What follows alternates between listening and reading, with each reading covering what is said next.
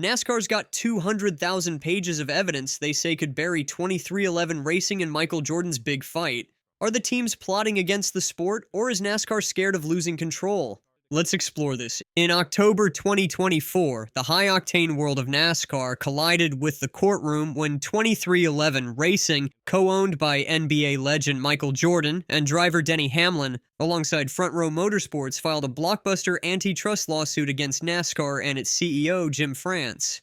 The teams accused NASCAR of running a monopoly, alleging that its charter system, the backbone of team participation, stifles competition and funnels profits to the France family at the expense of drivers, teams, and fans. According to the lawsuit, NASCAR's control over racetracks, exclusive supplier mandates, and restrictive charter agreements create an unfair playing field. But NASCAR didn't back down. In March 2025, the sanctioning body fired back with a countersuit, accusing 2311 Front Row and 2311 co-owner Curtis Polk of orchestrating an illegal cartel to manipulate charter negotiations. NASCAR's lead attorney Christopher Yates told that Polk, Jordan's longtime business manager, doesn't understand the sport and tried to impose NBA-style tactics that don't fit NASCAR's model. The charter system, introduced in 2016, guarantees teams race entries and a share of revenue, but it's been a lightning rod for controversy. While 13 of 15 Cup Series teams signed the 2025 to 2031 charter agreement, 2311 and Front Row refused, calling it a take-it-or-leave-it deal that offered inadequate revenue shares and no permanence for charters. This refusal set the stage for a legal saga that's now gripping the motorsport world. Fast forward to April 20th, 25, and NASCAR has upped the ante. In a filing with the U.S. District Court in Charlotte, NASCAR requested permission to amend its counterclaim, citing over 200,000 pages of emails, texts, and memoranda uncovered during the discovery phase.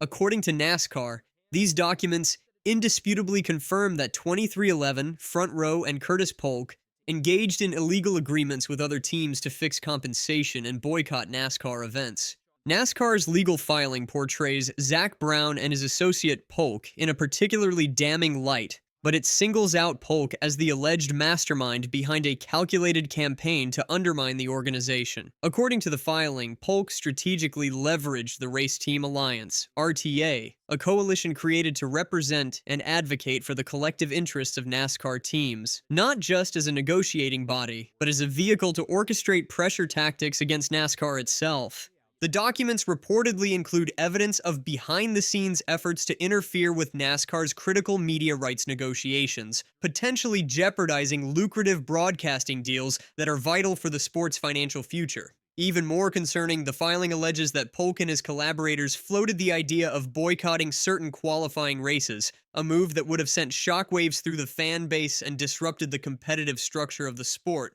NASCAR claims that such threats and interference have not only strained relationships with broadcast partners, but also posed a serious threat to the overall growth and reputation of the sport, painting a picture of internal sabotage during a pivotal time for NASCAR's expansion and modernization. This is not about competition, Yates said. It's about 2311 and Front Row misusing antitrust laws to force better terms. But what exactly is in these 200,000 pages? While specifics remain redacted, NASCAR's confidence suggests a paper trail that could expose coordinated efforts among teams. Could this be the smoking gun that flips the narrative? Or is NASCAR grasping at straws to deflect from its own practices? 2311 and Front Row aren't taking this lying down. Their attorney, Jeffrey Kessler, a heavyweight in sports antitrust law, dismissed NASCAR's filing as a meritless distraction aimed at shifting focus from NASCAR's unlawful, monopolistic actions. Kessler told, "Our original lawsuit has always been about transforming NASCAR into a more competitive and fair sport for the benefit of drivers, fans, sponsors, and teams."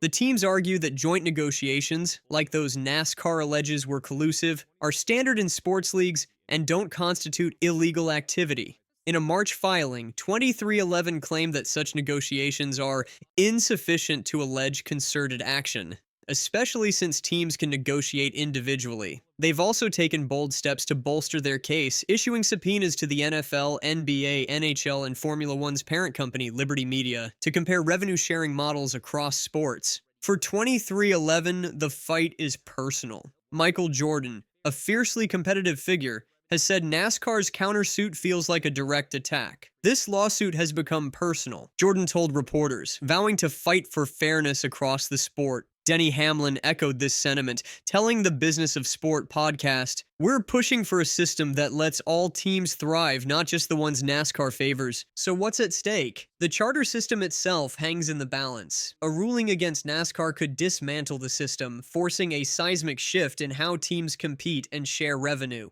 NASCAR argues that the system benefits teams, pointing to a 49% revenue share from a $1.1 billion annual media deal in the 2025 to 2031 agreement, an increase from 37% in prior years.